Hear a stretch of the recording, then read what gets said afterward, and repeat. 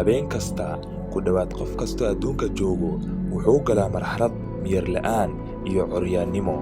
laakiin waa maxay waxa run ahaantii ka dhacaya gudaha jidhka markaan seexanno?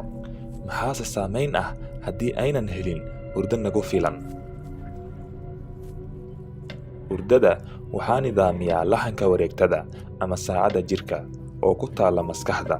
saacadda jidhka waxay ka jawaabtaa tilmaamo fudud, kor u qaadida soo saarka hormoonka melatoninka habeenkii, iyo in la damiyo marka uu dareemo iftiin.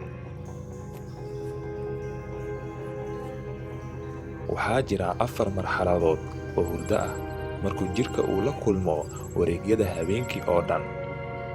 habeenka wanaagsan waxaan ku dhex wareegaynaa marxaladahan 4 ama 5 jeer.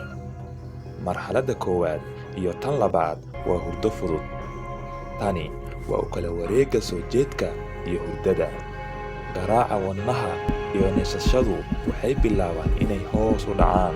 heerkulka jidhka ayaa hoos u dhacaya, waxaana laga yaabaa in muruqyadu gariirin.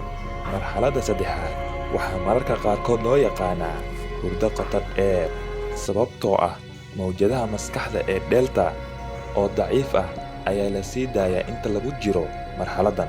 tani waa marxaladda koowaad ee hurdada qotada dheer, halkaasoo unugyadeennu ay soo saaraan hormoonka koriinka ugu badan oo u adeego lafaha iyo murqaha, oona u oggolaanaya jidhka inuu ishagaajiyo amase inuu isnidaamiyo.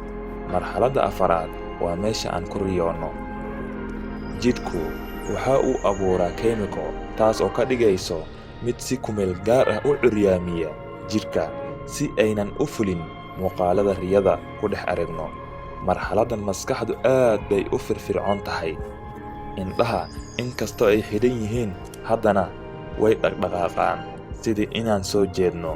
aadamuhu waxay ku qaataan qiyaastii 3 meelood meel noloshooda hurdo.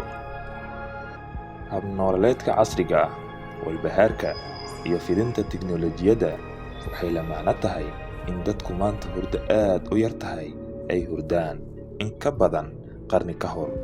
hurdada in ka yar 7 saacadood maalintii waxay la xiriirtaa khatarta sii kordhaysa xaaladaha xanuunada daba dheeraada, taasoo yarayn karta rajada nolosha.